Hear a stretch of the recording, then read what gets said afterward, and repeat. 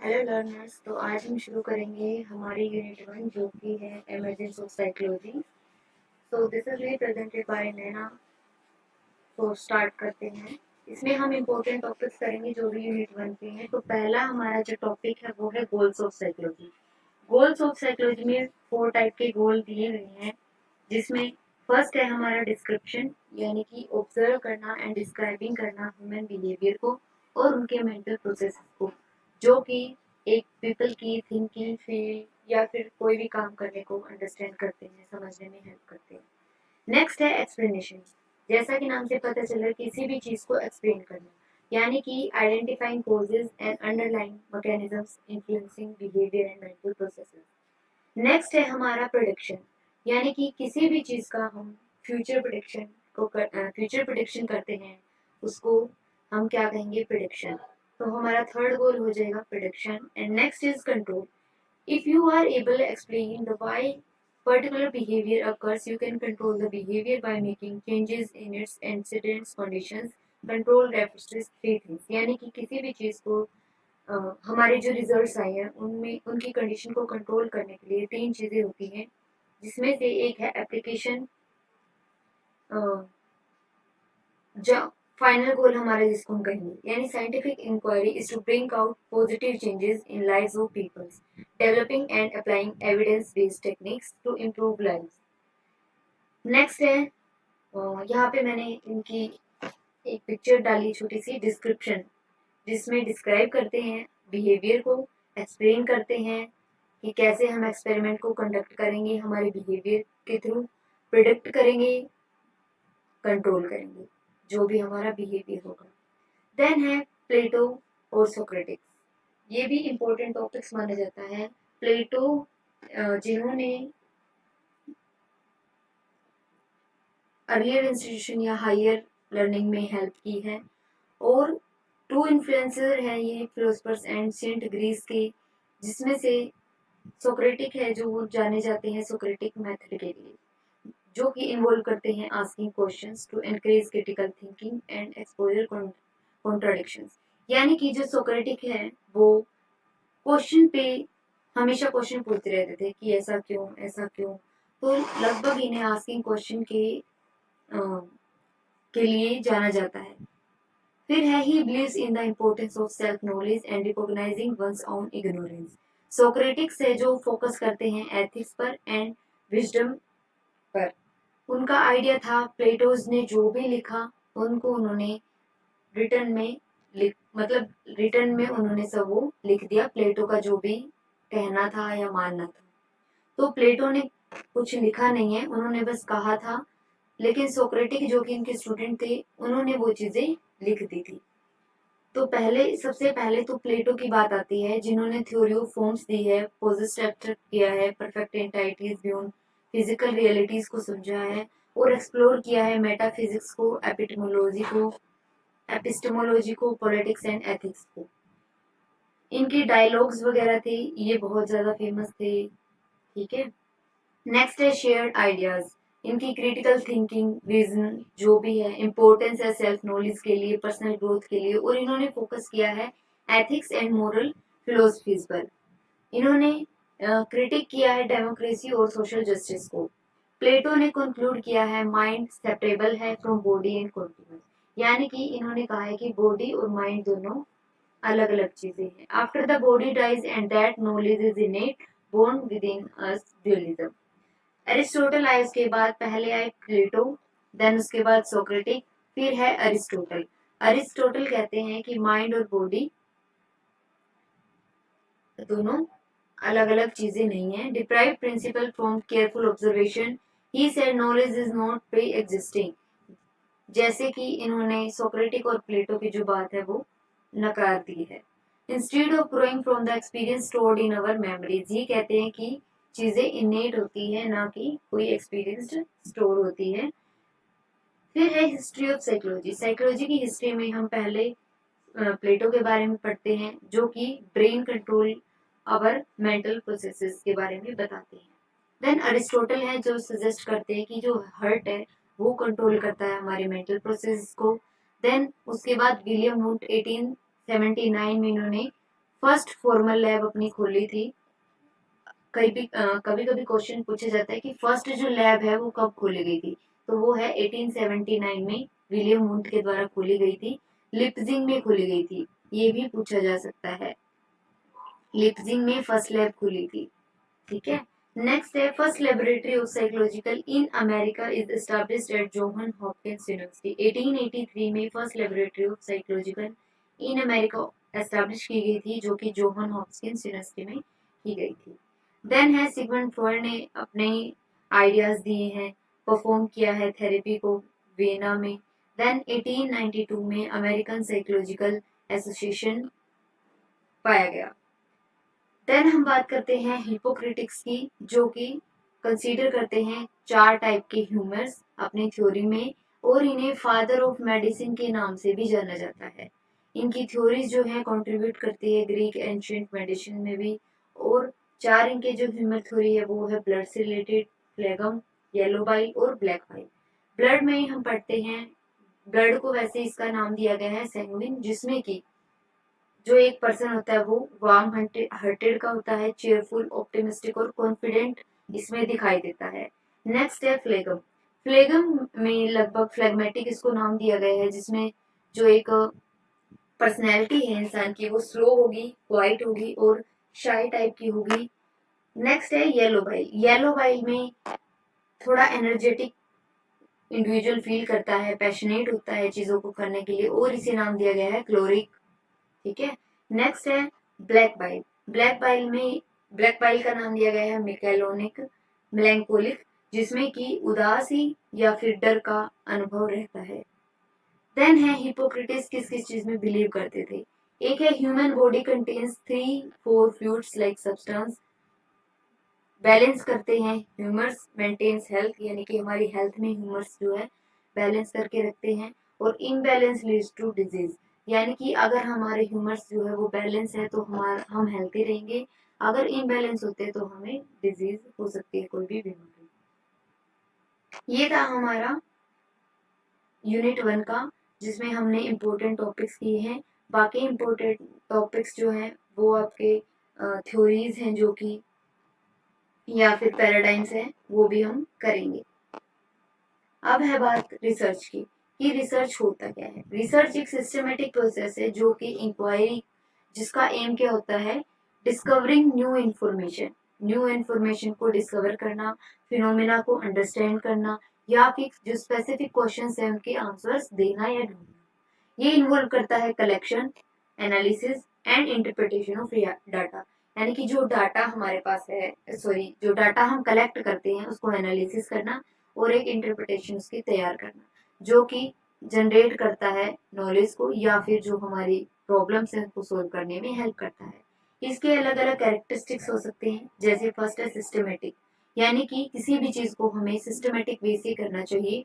पहले क्या होगा, जैसे आइडेंटिफाई ये प्रॉब्लम, कि सिस्टमेटिक वे क्या है किसी भी रिसर्च को करने का, पहले हमें उस प्रॉब्लम का पता होना चाहिए कि हमें किस प्रॉब्लम के ऊपर काम करना है। देन रिव्यू लिटरेचर, कि उसके ऊपर कौन कौन से पिछली जो स्टडीज हो चुकी है उसका एक रिव्यू तैयार करना। देन उसके हाइपोथेसिस को फॉर्मुलेट करना। देन हम डाटा कलेक्ट करेंगे और फिर लास्ट में जो है रिजल्ट को एनालाइज करेंगे। नेक्स्ट कैरेक्टरिस्टिक्स है ऑब्जेक्ट, जिसमें एम क्या होता है, जो बायसेस है उनको मिनिमाइज करना, जो भी उसके अंदर स्टडी के अंदर बायसेस हैं या सब्जेक्टिविटी है उनको हम मिनिमाइज करते हैं, और relying on empirical evidence and reproducible methods. Then है एनालिटिकल, जिसमें हम क्या करते हैं, जो कंक्लूजन्स है उनका एक एनालिसिस करते हैं, पैटर्न आइडेंटिफाई करते हैं या डेवलपमेंट करते हैं थ्योरीज की। नेक्स्ट है रेप्लिकेबल। रेप्लिकेबल में आती है हमारी good research can be repeated by others to verify finding on और बिल्ड ऑन एग्जिस्टिंग नॉलेज, यानी जो एग्जिस्टिंग नॉलेज है उनको वेरीफाई करना। नेक्स्ट है research can be various form, अलग अलग फॉर्म में हो सकता है, जैसे क्वांटिटेटिव में हम न्यूमेरिकल डाटा डालते हैं, या फिर डिस्क्रिप्टिव डाटा है, या मिक्स्ड मेथड भी हम यूज करते हैं। डाइवर्स फील्ड हो सकते हैं, जैसे साइंस में, सोशल साइंस में, ह्यूमैनिटीज, अलग अलग फील्ड में हम इसको अप्लाई कर सकते हैं। देन जो मैंने आपको कैरेक्टरिस्टिक्स बता दिए थे, सिस्टमेटिक प्रोसेस होता है, वैलिड और वेरीफिएबल वो डाटा होना चाहिए, साइक्लिकल नेचर होना चाहिए, देन जनरलाइज और साइंटिफिक वो होना चाहिए। देन इसकी एक डेफिनेशन आप कर सकते हैं, the scientific study of any aspect of the world uses the scientific method to acquire knowledge. To apply the scientific method, a researcher with the question about how और why something happens will propose a tentative explanation called a hypothesis. Hypothesis क्या होता है? जब किसी भी एक tentative explanation को हम कहते हैं हाइपोथेसिस। बस इतना आपको याद। Hypothesis is not just any explanation, it should fit into the context of a scientific theory. A scientific theory is a broad explanation or group of explanation. Next बात करेंगे हम स्ट्रक्चरलिज्म की, जो कि फोकस करती है स्ट्रक्चर पर, यानी कि जो हम माइंड है उसका स्ट्रक्चर कैसा है, कैरेक्टरिस्टिक्स कैसे हैं, और इसको डिफाइन किया है वुंट ने। और उन्होंने फर्स्ट लैब भी एस्टैब्लिश की थी, जैसा हमने पहले पढ़ा था 1879 में लिप्जिग में इन्होंने फर्स्ट लैब बनाई थी। विलियम वुंट जो है फाउंडर है साइकोलॉजी के और क्रिएटर है फर्स्ट लैब के। देन यहाँ कुछ फोटोज दिखा रखी हैं जो कि ग्रुप बना रखा है इन्होंने, और ये अपना एक्सपेरिमेंट कर रहे हैं जर्मनी की लैब में। देन है स्कूल ऑफ साइकोलॉजी में फर्स्ट हम करते हैं स्ट्रक्चरलिज्म, जो कि 1896 में बनाया गया था, और इसके 3 मेथड्स हैं, इंट्रोस्पेक्शन, एक्सपेरिमेंटेशन, सेल्फ ऑब्जर्वेशन। ये ब्रेक डाउन करते हैं मेंटल प्रोसेसेस को बेसिक कंपोनेंट्स में, जैसे की फिगर्स हैं इनके विलियम वुंट और एडवर्ड टिकनर, जो कि है विलियम वुंट के स्टूडेंट थे।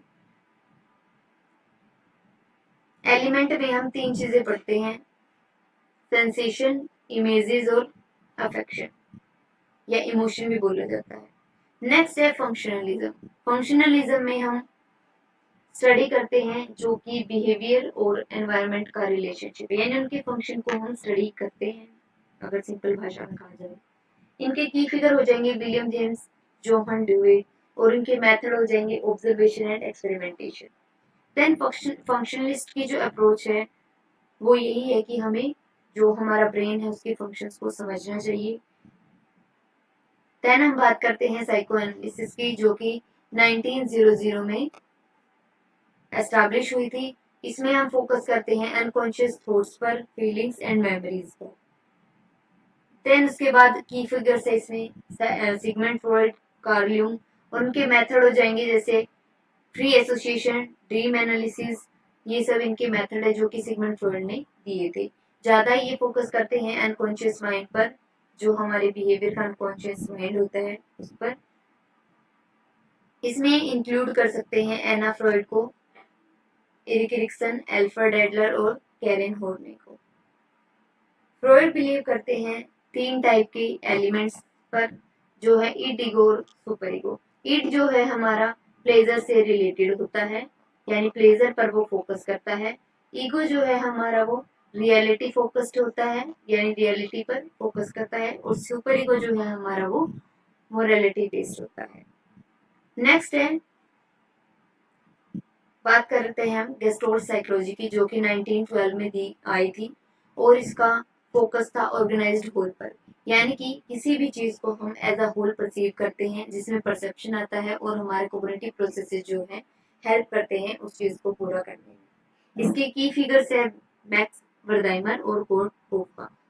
इनके मेथड्स हैं जो कि एक्सपेरिमेंटेशन है, फिनोमेनोलॉजियन है, फंक्शनलिस्ट अप्रोच है। मेन है इनका कि ये एज अ होल चीजों को परसीव करते हैं। फॉर एग्जाम्पल इन्होंने प्रोक्सिमिटी की बात की है, यानी कितनी जो चीजें हैं वो कितनी ज्यादा क्लोज हैं उस पर हम फोकस करते हैं, या क्लोज जो चीजें हैं हम उनको होल परसीव कर लेते हैं। सिमिलैरिटी की बात की गई है, सिमिलर चीजों पर हम ध्यान देते हैं, उनको पूरा कर लेते हैं। एंड क्लोजर की बात की है, सिमिट्री की बात की है। क्लोजर यानी कि कोई चीज अगर हाफ है तो हम उसको पूरा मान लेते हैं अपनी तरफ से। कॉन्टिन्यूटी की बात की गई है, कनेक्शन की और फिगर एंड ग्राउंड की। नेक्स्ट है बिहेवियरिज्म। बिहेवियरिज्म पर फोकस किया है जोहन वॉटसन ने और बी एफ स्किनर ने, और ये फोकस करते हैं observational behaviour, learning and environment पर। इनके मेथड हो जाएंगे experimentation, conditioning, example of behavioural thoughts, theories and emerge during this time. इसमें इन्होंने दो टाइप की कंडीशनिंग दी है, एक है क्लासिकल और दूसरी है ऑपरेंट कंडीशनिंग। क्लासिकल कंडीशनिंग जो की है एसएस, इसको एसएस कंडीशनिंग भी बोला जाएगा, यानी कि स्टिमुलस स्टिमुलस, और ऑपरेंट कंडीशनिंग को हम एसआर स्टिमुलस रिइंफोर्सर कह सकते हैं। क्लासिकल कंडीशनिंग जो है वो इवान पावलोव ने दी है और ऑपरेंट कंडीशनिंग जो है वो स्किनर ने दी है, बीएफ स्किनर।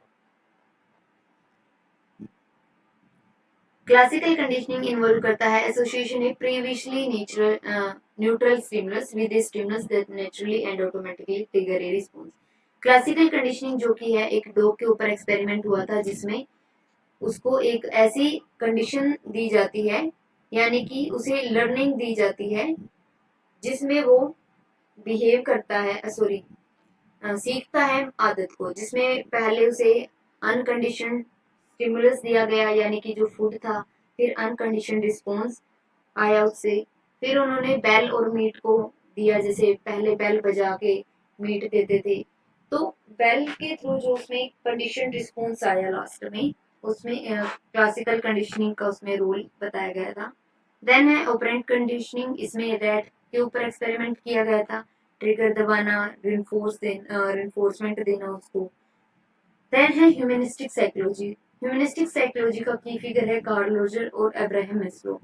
फोकस करता है ये ह्यूमन पोटेंशियल पर, सेल्फ एक्चुअलाइजेशन और पर्सनल ग्रोथ पर, यानी कि एक ह्यूमन की पोटेंशियल के ऊपर इन्होंने ध्यान दिया है। मेथड इनके हैं पर्सन सेंटर्ड थेरेपी है, फिनोमेनोलॉजी है, ह्यूमनिस्टिक साइकोलॉजी है।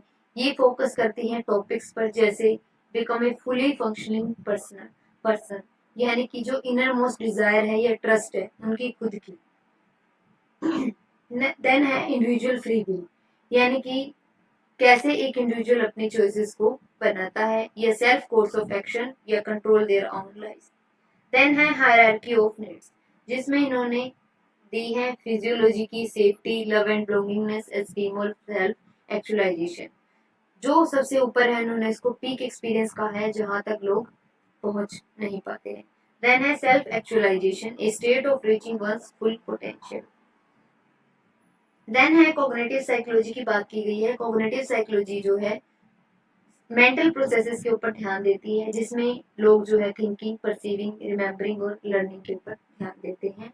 इसमें हमारी अलग अलग डिसिप्लिन आ जाएंगी, जैसे न्यूरो साइंस है, फिलोसफी है, या लिंग्विस्टिक साइकोलॉजी की ब्रांचेज है, ये सब इंक्लूड होंगी। कॉग्निटिव साइकोलॉजी जो है 1950 के दौरान इसकी खोज की थी, और ये रिस्पॉन्स है बिहेवियरिज्म के उसमें। नेक्स्ट है स्टेजेस ऑफ कोग्निटिव डेवलपमेंट, जो कि जीन पियाजे ने डेवलपमेंट की कोग्निटिव डेवलपमेंट की स्टेजेस जो है डिफाइन की है, जिसमें इन्होंने बच्चे के ऊपर एक्सपेरिमेंट किया, जिसमें आपकी 4 स्टेजेस आती हैं, sensory motor, concrete operational, formal operational और operational. Then socio cultural theories है इंट्रोड्यूस बाय लेव वाइगोत्स्की, जो सोशल लर्निंग के ऊपर फोकस करते हैं। देन सोशल फैक्टर्स कंट्रीब्यूट करते हैं टू कॉग्निटिव डेवलपमेंट। देन है इंफॉर्मेशनल प्रोसेसिंग थ्योरी, जिसमें कंप्यूटर और लाइक जैसे माइंड जो है वो फंक्शन करता है कंप्यूटर की तरह, और इंटरप्रेट करता है इंफॉर्मेशन को जो भी हम वर्ड से लेते हैं।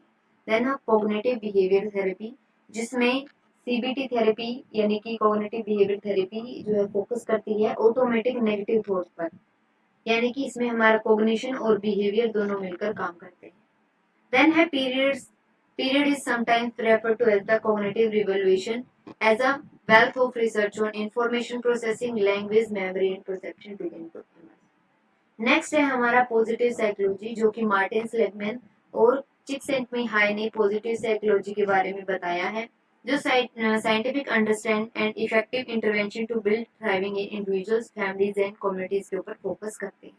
इसमें हमारी आ जाएगी सेल्फ डिटर्मिनेशन थ्योरी, जो कि डेसियन राय की है, स्ट्रेंथन्स थ्योरी जो कि प्रॉक्टर, मैल्थबाई एंड ली की है, ब्रॉडबैंड एंड बेल्ट थ्योरी है जो कि फ्रिड्रिक्सन की है, और वेलबिंग थ्योरी जो कि सेलिगमैन की है। ये थ्योरीज के नाम और इनके थ्योरिस्ट के नाम आपको पता होने चाहिए, कई बार पूछे जाते हैं। नेक्स्ट इसमें आ जाएगा सब्जेक्टिव लेवल, जो कि फीलिंग ऑफ हैप्पीनेस के ऊपर फोकस करता है, वेलबींग ऑप्टिमिज्म इन फीलिंग्स के ऊपर इन चीजों के ऊपर ध्यान देता है। इंडिविजुअल लेवल में आ जाएगा feeling of love, forgiveness and courage. Group level में आ जाएगा आपका social responsibilities, strengthen social bonds. Then है पॉजिटिव इमोशंस, ये हमारे होते हैं ग्रेटिट्यूड हमारे पास्ट के बारे में, या जो हमारे प्रेजेंट है उनकी कंटेंटमेंट के ऊपर, या होप फॉर फ्यूचर के ऊपर। एंगेजमेंट और achieving flow with enjoyful activities and hobbies. Relationship और सोशल कनेक्शंस जो कि हमारी फैमिली और फ्रेंड के साथ बनते हैं। देन मीनिंग और finding a purpose in life larger than you, accomplishment और गोल्स एंड सक्सेस। जो सेगमेंट की है इसमें आपके ये आते हैं positive emotion, flow, relationship, engagement. तो नेक्स्ट है डू वी रियली एग्जिस्ट, यानी कि एग्जिस्टेंस की थ्योरी, ये थेरेपी हमें दी गई है जो कि फ्रेडरिक निट्स और सोरेन किरकेगार्ड ने दी है। ये फोकस करते हैं फर्स्ट एक्सपेरिमेंटल फिलोसोफर जो थे इसके किरकेगार्ड थे, और ये फोकस किस पर करते हैं, human discontent could only be overcome through internal wisdom, यानी कि जो एक एग्जिस्टेंस है एक आदमी या पर्सन इंडिविजुअल का, उसके ऊपर फोकस करेंगे जिसमें विल पावर और पर्सनल रिस्पॉन्सिबिलिटीज आ जाएंगी। देन है पोल तिलिच और रोलो में जो कि एग्जिस्टेंशियल थेरेपी के मेन स्ट्रीम है। देन है पॉपुलर अप्रोच जो कि विक्टर फ्रैंकल है जिन्होंने लोगोथेरेपी दी है, ह्यूमनिस्टिक साइकोलॉजी है, ये इन पर भी इन्फ्लुएंस, इनकी थ्योरी भी इन्फ्लुएंस करती है। नेक्स्ट है how do we understand our reality. Reality में आ जाएंगी हमारे डेजिंग जो कि वर्ल्ड से रिलेटेड है, यानी यूनिटी ऑफ ए पर्सन या फिर उनके एनवायरनमेंट से। डेजिंग एनालिसिस कैसे होता है, अवर इमीडिएट एक्सपीरियंस जो इंक्लूड करता है उमवेल्ट, मिडवेल्ट, ईगनवेल्ट और उबरवेल्ट। उमवेल्ट रिलेटेड है हमारे रिलेशनशिप जो कि नेचुरल एनवायरनमेंट के साथ है। मिडवेल्ट हमारे रिलेशनशिप जो कि लोगों के साथ और उनके रिलेशनशिप का मतलब है उनके साथ। ईगनवेल्ट जो कि हमारा एक का रिलेशनशिप है खुद के साथ, या कैसे हम चीजों के साथ इंटरप्रेट करते हैं। उबरवेल्ट है स्पिरिचुअलिटी से रिलेटेड।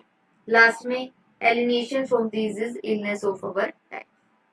देन है पैराडाइम्स दिए गए हैं साइकोलॉजी के, जिसका बेसिक डेफिनेशन है बेसिक फ्रेमवर्क ऑफ अजम्पशन, यानी कि पहले हमारी नॉर्मल साइंस होती है, फिर मॉडल ड्रिफ्ट आता है, फिर मॉडल क्रेसेस, मॉडल रिवॉल्यूशन और लास्ट में पैराडाइम चेंज होता है। ये कोहन साइकिल ने दिया है। देन है थॉमस कोहन 1962 में इन्होंने इसके बारे में डिफाइन किया था ट्री साइंस, जिसमें no workable paradigm to successful guides पर। नॉर्मल साइंस में स्टेप्स दिए गए हैं बेसिक मॉडल के ऊपर अंडरस्टैंडिंग। मॉडल ड्रिफ्ट में आ जाएगा जो भी हमारे एनोमलीज हैं, फिनोमिना है, या model can not explain. Model cases में आएगा become so excessive the model is broken. Then है मॉडल रिवॉल्यूशन जिसमें नए मॉडल बनाए जाते हैं।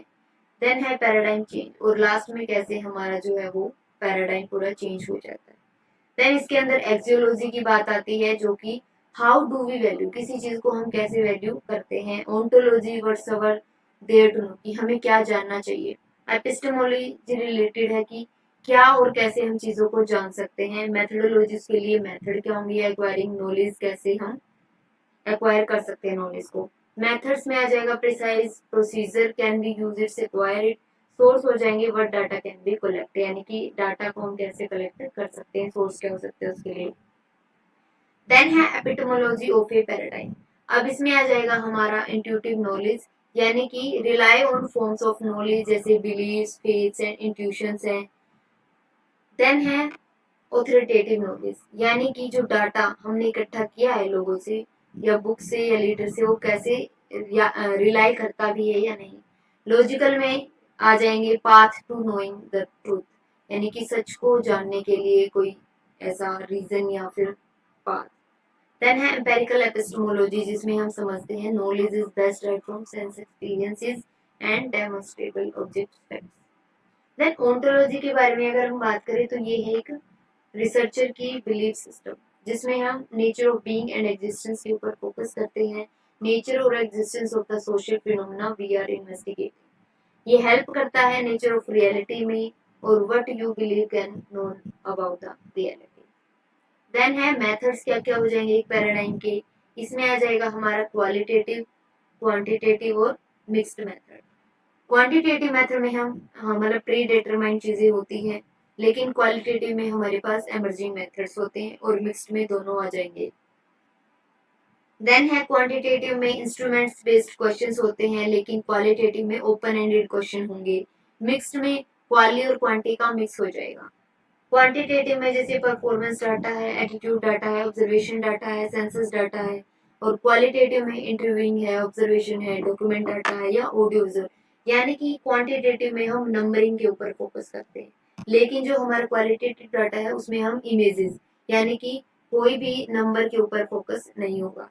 जैसे टेक्स्ट इमेजेस एनालिसिस है, थीम पैटर्न है, इंटरप्रिटेशन है। लेकिन क्वांटिटेटिव में जैसे स्टेटिस्टिकल एनालिसिस हो गया, इंटरप्रिटेशन हो गया उसका, ठीक है। तो ये चीजें हमें ध्यान रखनी है। अगर आपको ध्यान रखना है, क्वांटी में एन भी आता है और क्वाली में एन नहीं आता है, इससे आप ध्यान रख सकते हो। देन है axiology of A paradigm. Axiology किस चीज को रेफर करता है, जो एथिकल इश्यूज है जिनको कंसीडर करने की नीड होती है when planning a research proposal, जब हम एक रिसर्च प्रपोजल बनाने की सोचते हैं। ये इन्वॉल्व करता है defining, evaluating and understanding concept of right and wrong behaviour relating to the research. Then है इम्पोर्टेंट पैराडाइम, जिसमें आएगा हमारा अगस्त पोंते, यानी कि positivist paradigm define a world view of to research which is grounded but to known what is known is research method या फिर method of investigation. पोम्ते जो है नई रियलिज्म है, मेथोडोलॉजी एक्सपेरिमेंटल इनकी और एक्सियोलॉजी बेनिफिशियंस ये बताते हैं एपिस्टेमोलॉजी में। पॉजिटिविज्म में हमारा based on positive real factors not abstract deductions आ जाएंगे, जिसमें knowledge should be based on observation and experiment, यानी नॉलेज जो है वो ऑब्जर्वेशन और एक्सपेरिमेंट के ऊपर बेस्ड होनी चाहिए। देन इसके 3 सेंट्रल टेनेट्स हैं, जिसमें आएगा फिनोमिनलिज्म, देन कैजुअलिटी और ऑब्जेक्टिविज्म। ये 3 चीजें कई बार पूछी जाती है, ये आपको ध्यान रखनी है पॉजिटिविज्म में। देन है इम्पोर्टेंट पैराडाइम या पॉजिटिव पोस्ट पॉजिटिविस्ट, जिसमें reality is imperfect and that truth is not absolute but probable, यानी कि ये अलो करता है ऑब्जर्वेशन को विदाउट एक्सपेरिमेंटेशन और फॉर्मुलेशन ऑफ हाइपोथेसिस के, जिसमें आ जाएंगे internal validity, external validity, reliability और ऑब्जेक्टिविटी। ये हम पोस्ट पैराडाइम में अप्लाई करते हैं। देन है इंटरप्रेटिविस्ट। इंटरप्रेटिविस्ट में हमारी जो सेंट्रल एंड्यूर्स है, जो इंटरप्रेट करते हैं पैराडाइम के under subjective world of human experiences को। देन है कंस्ट्रक्शनिस्ट, यानी कि किसी नॉलेज को हम कंट्रस्ट कर रहे हैं, कंस्ट्रक्ट कर रहे हैं, उसे बना रहे हैं, या human learning is constructed, that is learning build new knowledge upon the foundation of previous learning. Then है प्रैग्मेटिक पैराडाइम।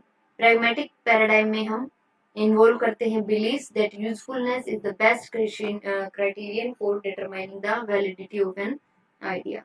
क्रिटिकल पैराडाइम जो है वो सोशल जस्टिस इश्यूज हो जाएंगे, seek to address the political हो जाएगा।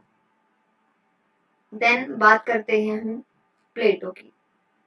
वैसे हम पहले पढ़ चुके हैं, लेकिन वेस्टर्न इन्फ्लुएंस प्लेटो है, एलिगरी ऑफ कैरोट इन्होंने दिया है। देन इनके कुछ 2 विंग्स हॉर्स है, जो वन मोरल हो जाएगा और अदर इज इमोरल। देन है मोनिज्म और डुअलिज्म। मोनिज्म क्या हो जाएगा, जिसमें हम बॉडी और माइंड को, बॉडी एंड माइंड को एक मानेंगे, लेकिन ड्यूअलिज्म है कि बॉडी और माइंड दोनों अलग अलग चीजें हैं। तो जो मोनिज्म को मानते हैं वो हो जाएंगे टाइप्स ऑफ, इसमें आ जाएगा मटेरियलिस्टिक, जो कि बॉडी के ऊपर फोकस करता है, जिसमें स्किनर और वॉटसन ने माना है। आइडियलिस्टिक यानी माइंड, जो कि जॉर्ज ब्रेकली ने माना है। और न्यूट्रल में आ जाएगा balance of both can't prove existence of mind, जो कि विलियम जेम्स ने कहा है।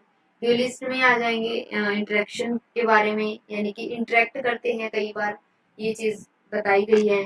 ड्यूलिस्ट जो है वो कौन कौन है, हिपोक्रेटिक्स है, गैलिन है, सोक्रेटिक है, प्लेटो है, रेने डिकार्टे, फ्रांसिस बैकन है। ये नाम कई बार पूछ लिए जाते हैं कि ड्यूलिस्ट कौन कौन से हैं और मोनिस्ट कौन कौन से। मोनिस्ट में आपके एरिस्टोटल आ जाएंगे, जॉर्ज ब्रैकली आ जाएगी, स्किनर आ जाएंगे, अर्नस्ट मार्क आ जाएंगे, विलियम जेम्स आ जाएंगे, या जोहन लोक या डेविड ह्यूम। ये नाम आपको याद करने हैं, ड्यूलिस्ट के अलग, मोनिस्ट के अलग। नेक्स्ट है पोल फ्रिडमैन।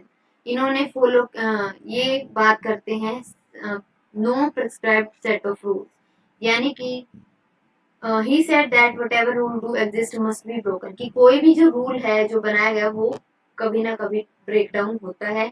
लेकिन कार्ल कूपर कहते हैं कि 3 कंपोनेंट्स ये देते हैं। इन्होंने प्रिंसिपल ऑफ फॉल्सिफाइबिलिटी और रिस्क की प्रेडिक्शन के बारे में बात की है। कंपोनेंट इनके है problem, proposed solution to the problem and criticism of the proposed solution. Problem, then solution और उसका क्रिटिसिज्म, इन तीन चीजों के ऊपर ये बात करते हैं। देन है कुहन थॉमस, ये आप छोड़ देना एक्चुअली जो लिखी हुई है, ये आप ये याद रख लेना।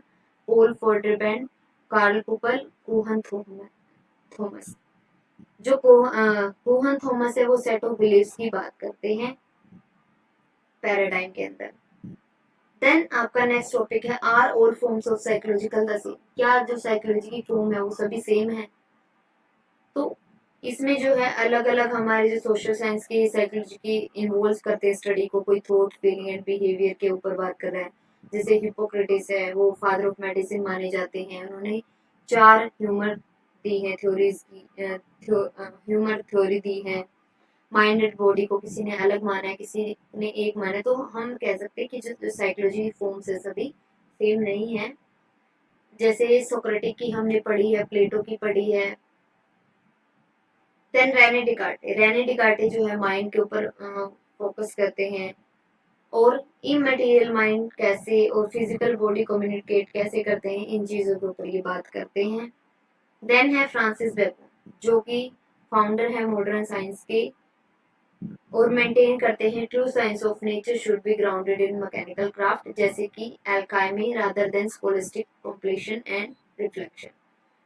देन बेकोन की जोहन लोग है वो बात करते हैं टेबुलर रास्ता के बारे में, जो कि एक ब्लैंक स्टेट है। कहते हैं कि बच्चा एक पूरे कागज के जैसा पैदा होता है, बाद में उसमें जो है जो आसपास के एरियाज है वहां से नॉलेज आती है। इमैनुअल कांत है जो कि बात करते हैं रैशनलिज्म और एम्पेरिसिज्म की, and his major critical philosophy was by his own account. Then है कांत, इन्होंने बताया कि external world is based upon a number of innate principles, categories और थॉट। देन फ्रांस ब्रेटेनो है, ये बात करते हैं इंटेंशनलिटी के बारे में। देन आपका आ जाएगा ब्रेटेनो का, आप पढ़ सकते हैं यहाँ से, बहुत ज्यादा है। हाँ, इनकी ये चीजें ध्यान रख लेना। Judgment and phenomena of love and hate, judgment phenomena of love and hate, feelings, emotions, desires और एक्ट्स ऑफ विल, ये चीजें आप ध्यान रखना मेन। देन है आपका विलियम दिल्थे, जो कि जाने जाते हैं नेचुरल एंड ह्यूमन साइंस के लिए। इन्होंने बात की है लॉ बेस्ड कैजुअल एक्सप्लेनेशन, यानी कि the core task of the human science is the understanding of the organizational structure of human and historical life. इन्होंने आइडिया दिया है for descriptive and analytical psychology के लिए। Then descriptive and analytical psychology जो है establish की थी इन्होंने 1894 में। ये चीजें आप ध्यान रख लेना। Then thank you for learning with me. अगर आपको ऐसी और वीडियोस चाहिए तो आप कमेंट सेक्शन में कमेंट कर सकते हैं, ताकि जो 10 यूनिट से उनके इम्पोर्टेंट टॉपिक्स जो हैं एग्जाम तक कवर हो सके। देन उसके बाद हम रिवीजन स्टार्ट कर सकते हैं। Thank you for learning with me. Thanks for today.